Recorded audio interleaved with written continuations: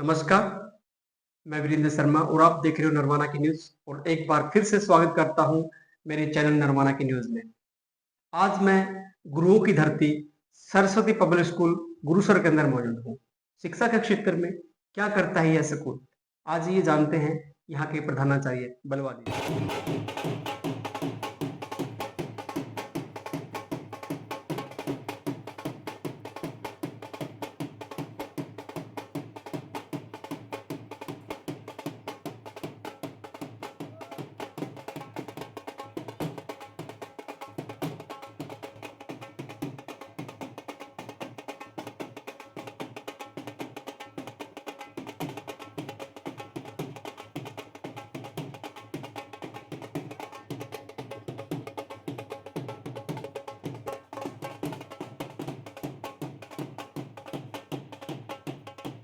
एक क्वेश्चन पूछना चाहती हूँ कि आपका बच्चा सेफ हाथों में है? क्या आपका बच्चा का भविष्य सेफ है?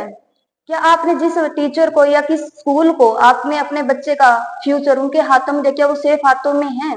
मैं आपसे यही पूछना चाहती थी, आप अपने बच्चों पर जो पैसा खर्च कर रहे हो क्या वो सही है? क्या बच्चों को उस पैसे की क्वालिफिकेशन या फैसिलिटी या अच्छे संस्कार मिल पा रहे हैं? अगर आपको ऐसा नहीं लगता तो आइए मिलिए सरस्वती पब्लिक स्कूल गुरुसर धन्यवाद।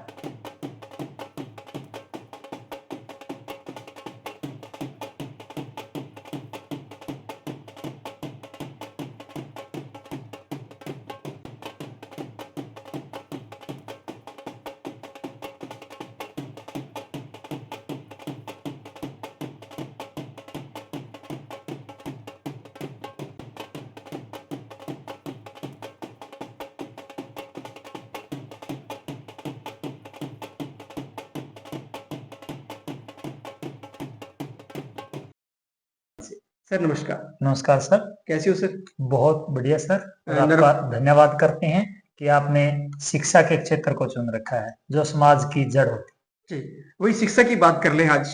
तो आइए, आपका जो स्कूल है शिक्षा के प्रति किस प्रकार की बच्चों में शिक्षा पैदा करता है? सर सबसे पहले तो हमें शिक्षा के अर्थ को समझना होगा। जी। हम जो बच्चों को पढ़ा रहे हैं स्कूल में या डिप्लोमा डिग्री कर रहे हैं, वो शिक्षा नहीं, वो नॉर्म्स है किसी पद को प्राप्त करने के लिए। जी। शिक्षा वहां से शुरू होती है जब कोई पद प्राप्त करके उस पद की गरिमा के अनुसार कैसे काम करता है, वो शिक्षा के अनुरूप आती है। जी। उदाहरण के तौर पर मान लीजिए 2 साइंटिस्ट बनते हैं बच्चे साइंस की पढ़ाई करने के बाद। एक ने वेपन्स बनाए जो ह्यूमैनिटी के लिए हानिकारक है, एक ने बीमारी को रोकने के लिए जीवन रक्षक दवाई बनाई है। तो शिक्षा वहां से शुरू होती है। हमें ये समझना होगा कि हम केवल कुछ बच्चों को कुछ प्रश्न रटवा के या कुछ एग्जाम क्लियर करवा के शिक्षा के वास्तविक उद्देश्य तक नहीं पहुंच सकते। शिक्षा एक पैरेलल है, साथ में हम नॉर्म पढ़ाएंगे और साथ में बच्चे को अच्छाई बुराई ऊंच नीच संस्कार अच्छा बुरा इन चीजों का ज्ञान करवाएंगे। वो शिक्षा का प्रारूप है और हम इस पे ही काम करते हैं। हम बच्चे को सामाजिक जितनी भी बुराइयां हैं या समाज में जो भी चैलेंजेस है उनके बारे में अवगत करवाते हैं, उनकी एक समझ डेवलप करते हैं। जिस दिन आप बच्चे की समझ डेवलप कर देंगे तो वो अपने आप सही और गलत को चुन लेगा। लेकिन इसके विपरीत हमारे समाज में आज माता पिता हो या अध्यापक हो, बच्चे को ये कहता है ये करो वो करो, ये गलत है ये सही है, ये तरीका सही नहीं है। ये उसके आप आत्मनिर्भर बनाइए बच्चे को ताकि वो सही और गलत की पहचान खुद कर सके, क्योंकि हर समय हर स्थान पर माता पिता या अध्यापक बच्चे के साथ नहीं जा सकते। एक समय ऐसा भी आएगा जब बच्चे को माता पिता और अध्यापक से परे कहीं अपने कार्य क्षेत्र को चुनना होगा, तो वहां से पता चलेगा कि आपने बच्चे को क्या शिक्षा दी है। सर शिक्षा के साथ अनुशासन और खेल कूद का एक मुख्य योगदान रहता है, तो यह स्कूल खेल कूद के प्रति और अनुशासन के प्रति क्या कुछ कहेंगे? जी, जैसा कि हम अनुशासन के नाम पे कुछ रूल बना देते हैं और उनको फॉलो करते हैं, हम उसी को अनुशासन कहते हैं। लेकिन हमारे स्कूल का मानना अलग है। हम बच्चे को भूमिकाएं देते हैं। उसको मान लीजिए कोई एंकरिंग का कार्य है, प्रेयर में 4 बच्चों को प्रेयर की जिम्मेवारी दे दी, क्लास के सफाई मेंटेन करने की जिम्मेवारी दे दी, या गांव में कोई ड्रग्स के विरुद्ध अभियान चलाने की जिम्मेवारी दे दी। हम बच्चे को जिम्मेवार बनाते हैं ताकि वो अपने जिम्मेवारी को समझ के समाज के उत्थान में अपना काम कर सके। मैं इसको अनुशासन बोलता हूं। यदि आप स्टिक के डंडे के बल पे 4 रूल बना के बच्चों को लाइन में चलाना ही सिखाते हो, मेरे अकॉर्डिंग वो अनुशासन की कैटेगरी में नहीं आता। हम बच्चे को सब अनुशासन सिखाते हैं। वो अध्यापक के डर से, पेरेंट्स के डर से अनुशासित नहीं रहता, वो सब अनुशासन है उसके अंदर, उसके अकॉर्डिंग वो डलता है। और वो फिर अनुशासन स्कूल में भी दिखाई देता है, घर पे भी दिखाई देता है, रेलवे स्टेशन, बस स्टैंड, जहां भी बच्चा जाएगा वो अनुशासन वही दिखाई देगा। अक्सर देखा जाता है कि अलग अलग स्कूलों की अलग अलग पहचान होती है। हमें मालूम पड़ा कि आपका स्कूल है जो सबसे अलग स्कूल है। अलग अलग जैसे पीटीएम होती है जी सभी स्कूल एक दिन करते हैं जी। आपका स्कूल 3 दिन क्यों करता है? जैसे प्राइज डिस्ट्रीब्यूट है जी हर स्कूल एक ही दिन में फ्री कर देते हैं बच्चों को भी नेक्स्ट शुरू कर देते हैं। आपके 3 दिन में प्राइज डिस्ट्रीब्यूट होते हैं, कारण क्या है? पीटीएम का अर्थ क्या होता है जी? Parents teacher meeting. जी मान लीजिए क्लास में 30 से 35 बच्चे होते हैं। एक पेरेंट्स से यदि बच्चे की वीकनेस और स्ट्रेंथ के बारे में बातें करें, मिनिमम 20 से 30 मिनट चाहिए आपको। जी सर। तो ये कैसे पॉसिबल है कि हम 2-3 घंटे में 800-900 बच्चों के साथ कन्वर्सेशन करते हैं? वो तो महज एक फॉर्मेलिटीज होती है। जी तो इसलिए 3 दिन तो मैं कम कहता हूं। कम से कम पीटीएम यदि छुट्टियों का यूज किया जा सके तो 4-5 दिन तक भी चलनी चाहिए, जब तक हम हर माता पिता तक नहीं पहुंच पा रहे हैं और बच्चे के सार्वजनिक विकास के बारे में बात नहीं करें तो पीटीएम अधूरी है। आपने बोला कि आप 3 दिन इनाम प्राइज डिस्ट्रीब्यूशन क्यों करते हैं? बच्चा सर 1 साल मेहनत करता है, 1 वर्ष अध्यापक उसको मेहनत करवाता है।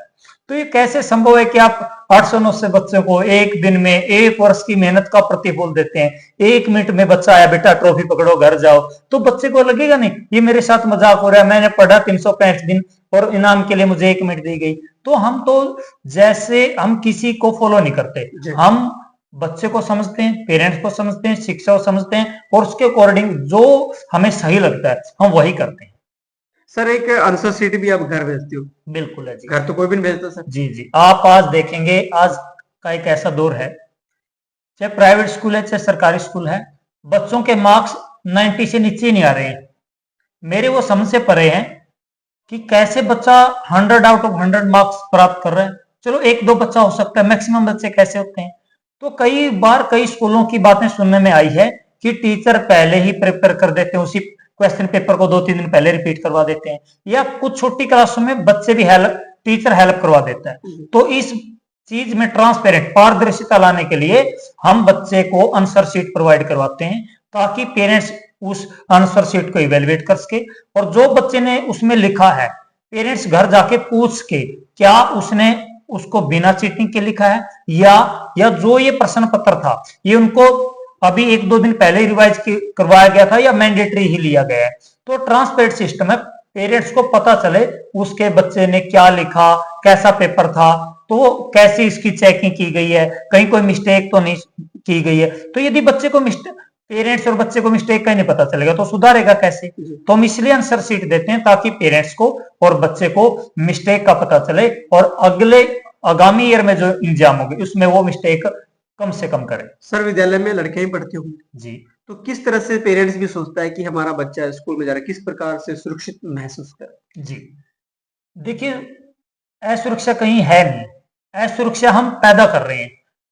बहुत से school, maximum school 3rd-4th class से ही बच्चों के, लड़कियों के अलग सेक्शन, लड़कों के अलग सेक्शन, तो उनके अंदर एक भेदभाव पैदा कर देते हैं, भाई ये लड़के हैं, ये लड़कियां हैं, ये अलग गांव के, ये अलग गांव की है। तो उससे क्या है कि बच्चों के अंदर सामाजिक जो विरोधाभास है वो पैदा होते हैं। हमारे यहाँ आप किसी वर्किंग डे आइए, आप बिल्कुल गुप्त तरीके से आइए, सभी लड़के लड़कियों को दीदी कहकर बुलाएंगे और लड़कियां भैया कहकर बुलाएंगे। 10th प्लस 2 क्लास के बच्चे मैं आपको रिसेस में और असेंबली टाइम के से पहले इकट्ठे खेलते हुए दिखाई दूंगा। तो उनमें इस प्रकार के कोई विरोधाभास है ही नहीं। जिस प्रकार का हम सोशल मीडिया पे चीजें देख रहे हैं, हमारे स्कूल में ऐसा कुछ नहीं है। हमारे स्कूल में हर लड़का हर लड़की बड़े सौहार्दपूर्ण वातावरण में भाई बहनों की तरह शिक्षा ग्रहण कर रहा है। जी। छोटा बच्चा स्कूल आता है जी, उसकी एक नींव होती है, अगर उसकी बच्चे की नींव मजबूत होती है तो बड़े होकर बच्चे को मतलब पढ़ाई में भी अच्छा रहता है, अनुशासन में अच्छा है। तो आप जो स्कूल है बच्चों की नींव किस तरह से देते हो? जैसे जो छोटा बच्चा है, हमारे पास 2 विकल्प है, एक उसको कहकर बताना, एक उसको करके बताना। जी तो हमारा जो कॉन्सेप्ट है मान लीजिए हम पहले दिन कोई भी स्कूल है इंडिया का, हम ए फॉर एप्पल ही सिखाएंगे, ऐसे अनार ही सिखाएंगे, ये पहले भी यही थी और अब भी यही है।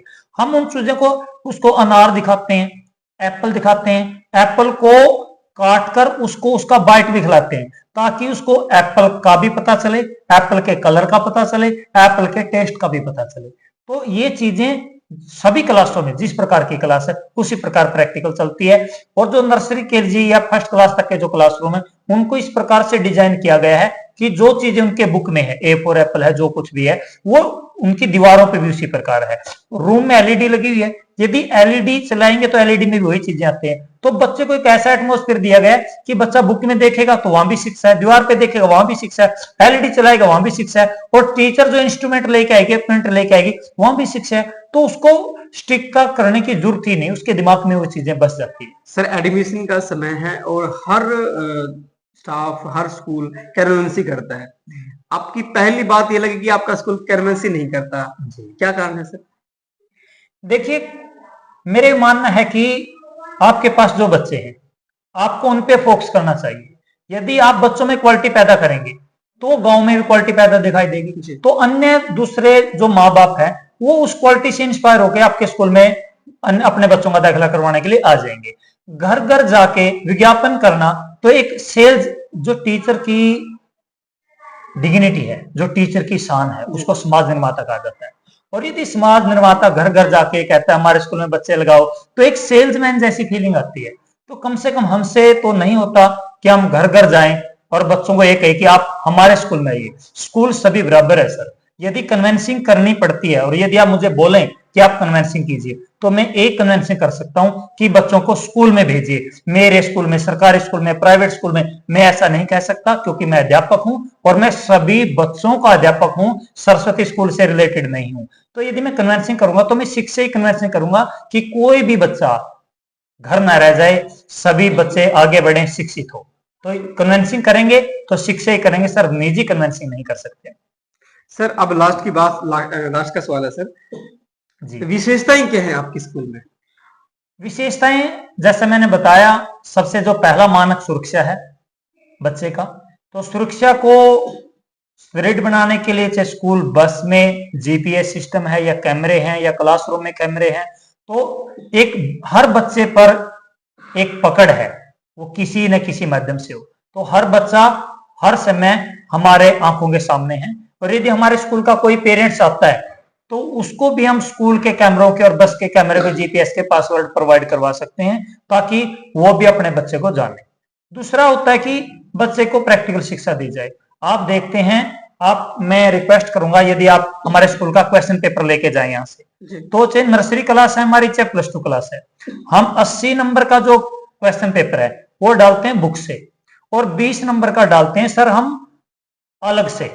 कहने का तात्पर्य, जैसे मैं समझा पाऊं, हमने करवा दिया माई काऊ बोर्ड पे, तो अगले दिन हम माई काऊ का टेस्ट नहीं लेते, हम माई डॉग का लेते हैं, ताकि बच्चे, हम ये जान पाए कि बच्चे की समझ विकसित हुई है, उसने रट्टा लगाया है। तो हर जगह पर, हर क्लास में हम 20 से 30 नंबर की वो चीजें डालते हैं जो समझ विकसित के आधार पे हो। दूसरा, आपको पता है हमारे यही बच्चे बड़े होकर डॉक्टर बनेंगे, यही सैनिक बनेंगे, और आप इस चीज के गवाह भी हैं कि हम समय समय पर बच्चों को रोड एक्सीडेंट से अवगत करने के लिए रोड सेफ्टी प्रोग्राम चलाते हैं। गांव में बुराइयों, जो हमारी ईवल्स है, ड्रग्स है, उनसे अवेयर करने के लिए नशा मुक्ति प्रोग्राम चलाते हैं। गांव में सफाई अभियान चलाते हैं, डॉक्टरों की टीम को स्कूल में बुलवाते हैं, ताकि बीमारियों के खिलाफ भी बच्चों को जानकारी दी जाए। तो शिक्षा का अर्थ ये नहीं कि 4 क्वेश्चन, बच्चे के विकास के लिए जो जो चीजें जरूरी है, हम उन सभी पर बराबर रूप से कार्य करते हैं।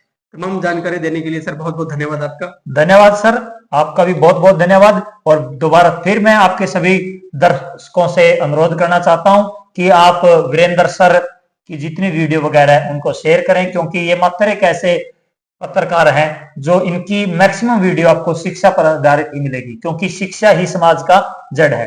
धन्यवाद।